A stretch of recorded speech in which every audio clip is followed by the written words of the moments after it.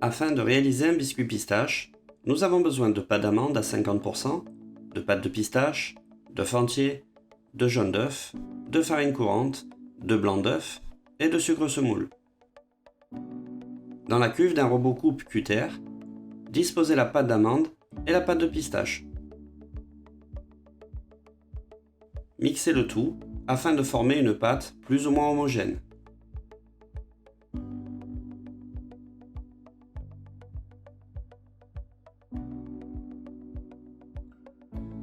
Assouplir la pâte avec un peu de jaune d'œuf.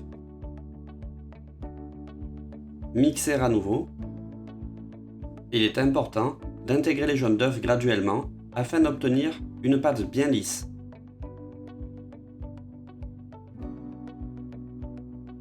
Incorporez le restant de jaune d'œuf. Mixez bien la pâte.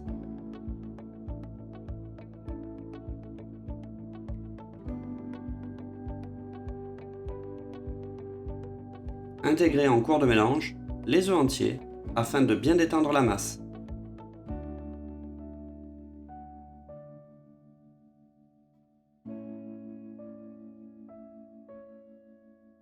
À l'issue, on observe un mélange lisse et homogène. Débarrassez l'appareil dans la cuve d'un batteur.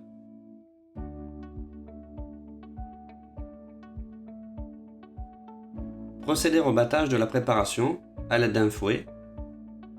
On va donc chercher à augmenter le volume.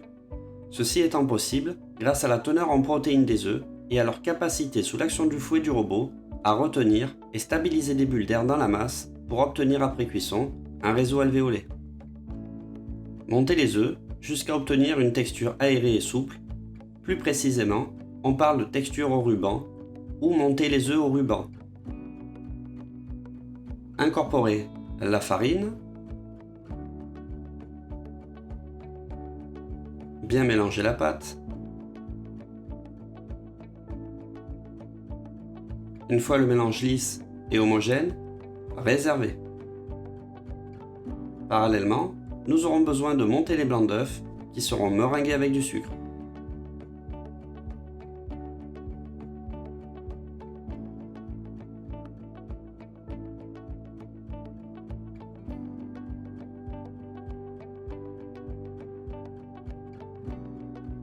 Une fois que les blancs commencent à prendre du volume, ajoutez en puits le sucre semoule.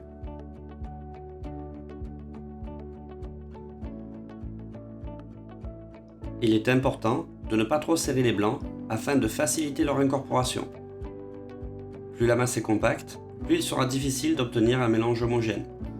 C'est la raison pour laquelle les blancs doivent être montés de manière très souple. À l'issue, on observe une masse très souple, presque au ruban. Incorporez une partie des blancs dans l'appareil pistache en effectuant le mélange délicatement à la maryse. L'utilisation du fouet est déconseillée pour l'intégration de blancs montés au sein d'un appareil qui risquerait de liquéfier le biscuit.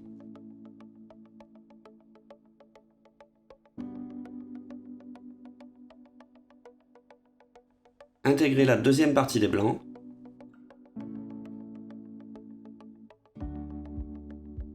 La consistance des blancs d'œufs est très souple, mais cela présente un net avantage. En effet, l'incorporation des blancs est très facile. Bien souvent, les blancs sont trop montés et ils retombent lors du mélange. Il ne faut pas oublier que les blancs ont malgré tout incorporé beaucoup d'air et restitueront après cuisson un moelleux inégalé tout en conservant une bonne souplesse. Coulez le biscuit pistache directement sur plaque.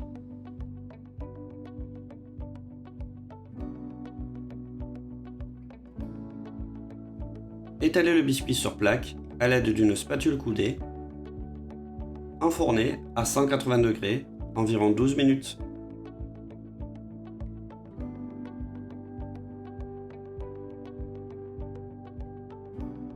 Afin de réaliser une crème bavaroise au nougat, pour la première partie de la recette, nous avons besoin de lait entier, de miel, de pâte de nougat, de jaune d'œuf, de chocolat ivoire et de gélatine. Disposez dans une russe le lait et la pâte de nougat qui va réellement apporter une singularité à la crème. Ajoutez les jaunes d'œufs, puis le miel.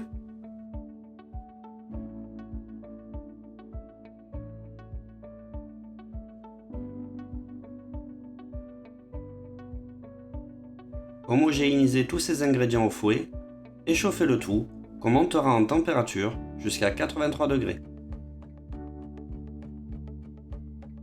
La crème bavaroise est une crème dérivée qui est en définitive une crème anglaise collée à la gélatine, additionnée après refroidissement de crème fouettée.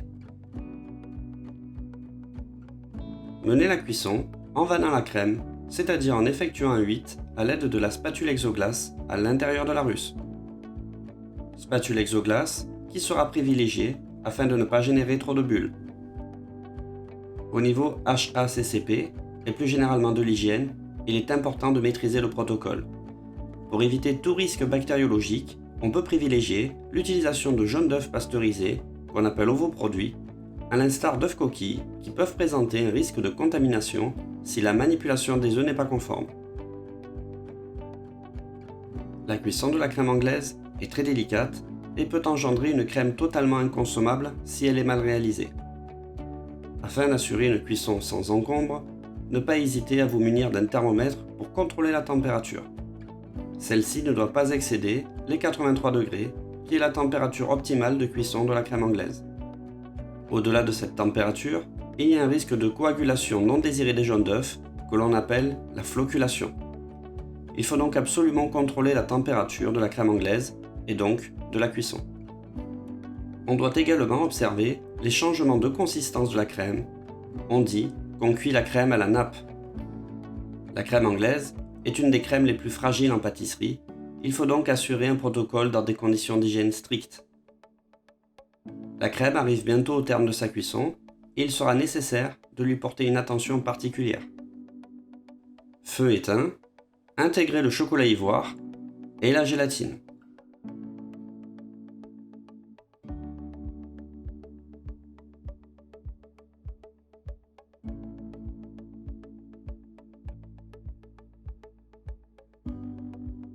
Dispersez convenablement ces éléments au fouet.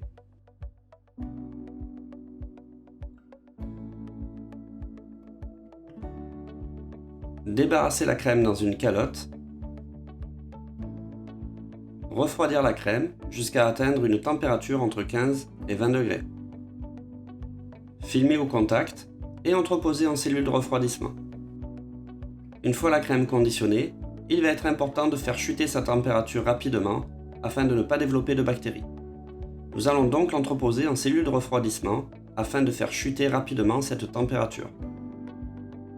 Le refroidissement est réellement une étape cruciale qu'il convient de maîtriser pour assurer une crème anglaise parfaitement conforme.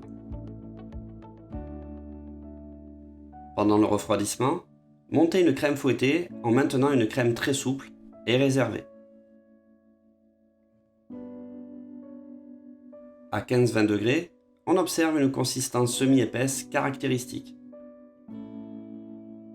Lissez la crème à l'aide d'un fouet.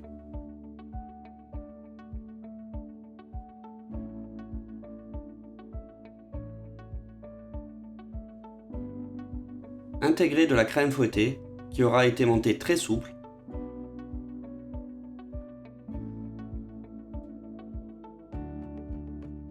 L'avantage de monter les crèmes comme cela est l'incorporation qui sera facilitée et pourra se faire au fouet.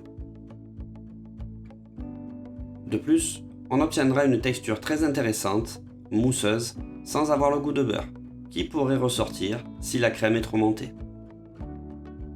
N'oublions pas que pour les montages en moule, il est important que la crème soit assez fluide afin qu'elle puisse se répartir convenablement de partout, sans laisser des trous d'air disgracieux.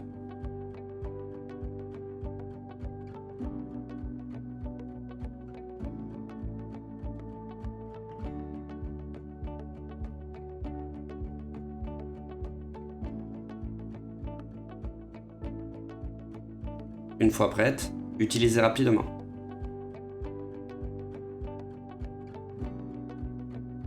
Garnir un peu plus qu'à mi-hauteur les moules Charlotte de crème bavaroise nougat.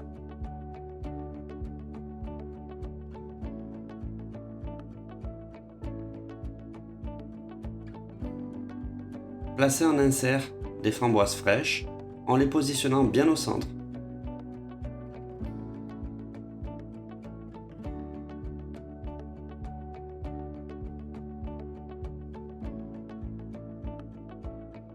Repochez un peu de crème, puis détaillez le biscuit pistache à 5 cm de diamètre et les positionnez dans les moules.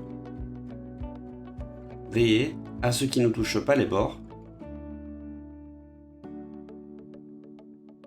Pochez à nouveau un peu de crème.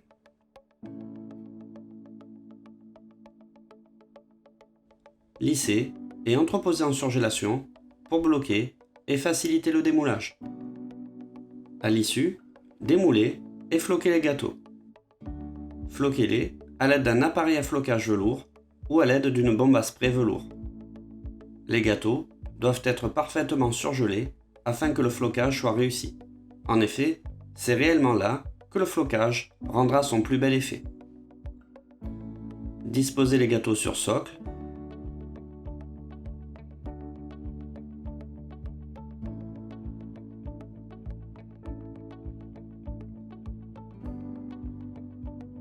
Surmontez d'une fraise taillée et nappée et d'une framboise saupoudrée de sucre d'orge.